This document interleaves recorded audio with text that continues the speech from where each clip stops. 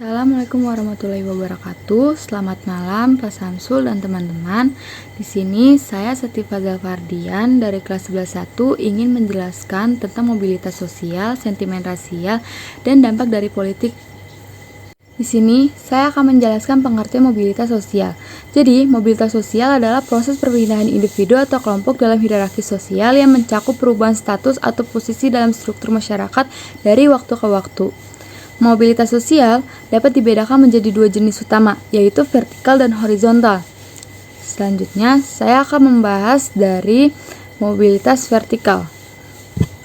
Jadi, yang pertama saya akan menjelaskan pengertian mobilitas sosial vertikal. Jadi, merupakan peralihan individu dari suatu kedudukan sosial ke kedudukan sosial lain yang menyebabkan terjadinya perubahan status sosial orang atau individu yang mengalaminya.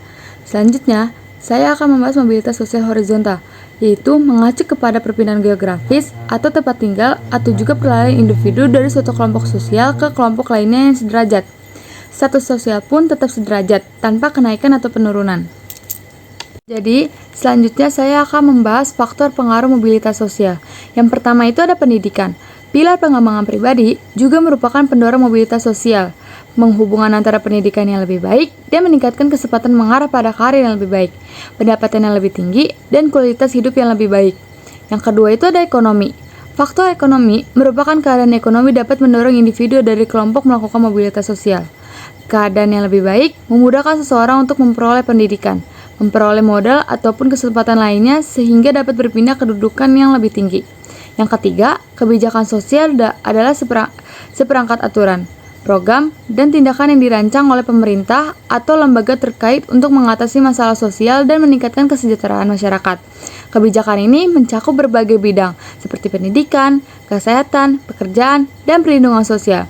Yang keempat itu ada jaringan sosial dan keluarga, merujuk pada kumpulan individu yang terhubung satu sama lain melalui berbagai hubungan seperti kerabatan, persahabatan, hubungan kerja, atau keanggotaan dalam kelompok tertentu. Dalam konteks mobilitas sosial, jaringan sosial memiliki peran yang sangat signifikan. Lanjut, kita akan membahas pengertian sentimen rasial. Sentimen rasial adalah sikap, perasaan, atau pandangan yang didasarkan pada perbedaan ras, etnis, atau warna kulit. Sentimen ini seringkali bersifat negatif, merendahkan, dan diskriminatif terhadap kelompok tertentu. Sentimen rasial dapat memanifestasikan diri dalam berbagai bentuk, mulai dari prasangka, stereotip, hingga tindakan diskriminatif yang nyata. Lanjut, yaitu ada kategori sentimen rasial. Yang pertama itu ada rasisme terbuka. Jadi, rasisme terbuka adalah bentuk rasisme yang paling jelas dan mudah dikenali. Ini adalah ekspresi langsung dari kebencian atau diskriminasi terhadap suatu ras atau etnis. Ciri-ciri rasisme terbuka antara lain itu pernyataan kebencian, ungkap langsung tentang ketidaksukaan terhadap kelompok ras tertentu. Yang kedua itu ada diskriminatif terang-terangan, perlakuan yang tidak adil atau berbeda secara terbuka terhadap individu atau kelompok berdasarkan ras. Yang ketiga itu ada kekerasan fisik, tindakan kekerasan yang ditunjukkan kepada individu atau kelompok tertentu karena ras mereka. Selanjutnya itu ada yang kedua, rasisme tersebut adalah bentuk rasisme yang lebih halus dari sulit dideteksi. Biasanya, rasisme jenis ini tidak dinyatakan secara langsung, tetapi tersembunyi di balik alasan-alasan lain. Ciri-ciri rasisme tersebut antara lain itu mikroagresif, pernyataan atau tindakan yang tidak sengaja tetapi bersifat merendahkan atau menghina kelompok ras tertentu. Yang kedua itu ada diskriminasi sistemik, kebijakan atau praktik yang secara tidak langsung merugikan kelompok ras tertentu.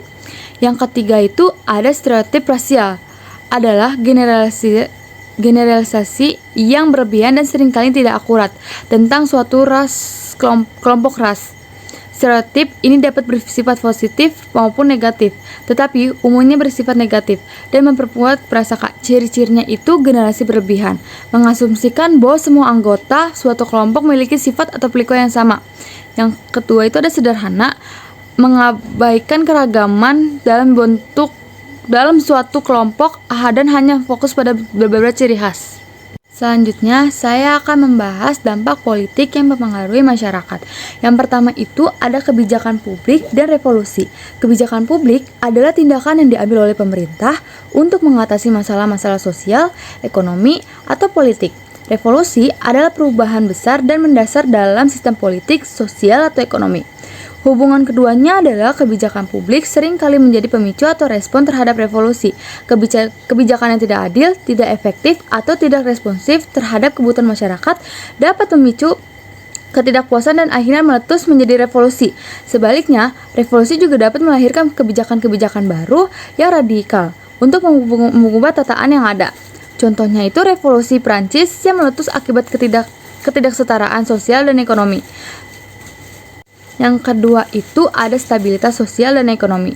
Stabilitas sosial adalah kondisi di mana kehidupan masyarakat dalam keadaan damai dan tertib tanpa adanya konflik besar-besaran. Stabilitas ekonomi adalah kondisi di mana perekonomian tumbuh secara berkelanjutan, inflasi terkendali, dan tingkat kemiskinan rendah. Hubungan keduanya, stabilitas sosial dan ekonomi saling berkaitan erat.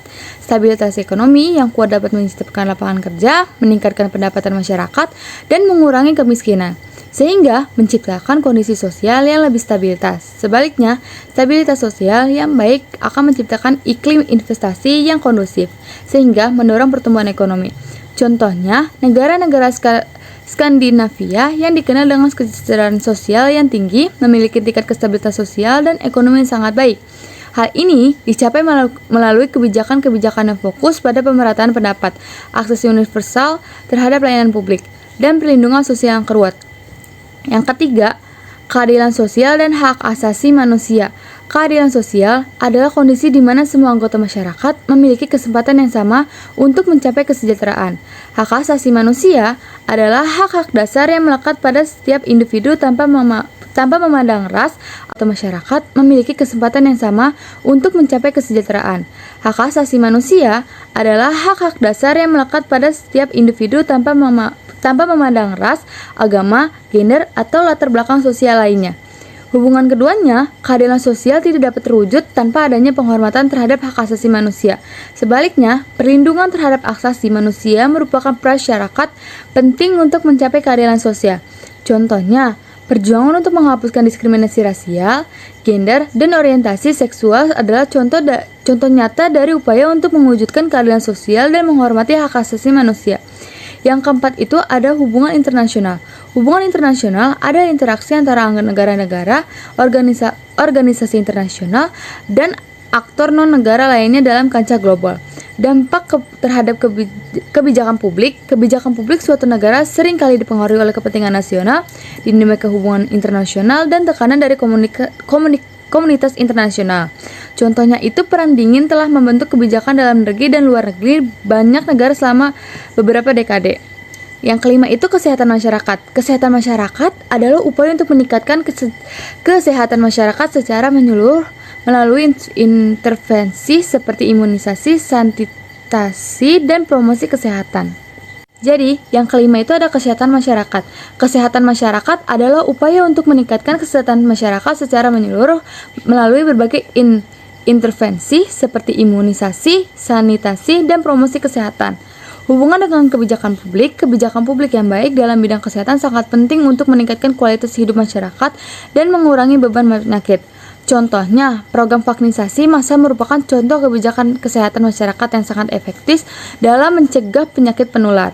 Yang terakhir itu ada pengaruh terhadap budaya dan identitas. Kebijakan publik dapat mempunyai dampak yang signifikan terhadap budaya dan identitas suatu masyarakat.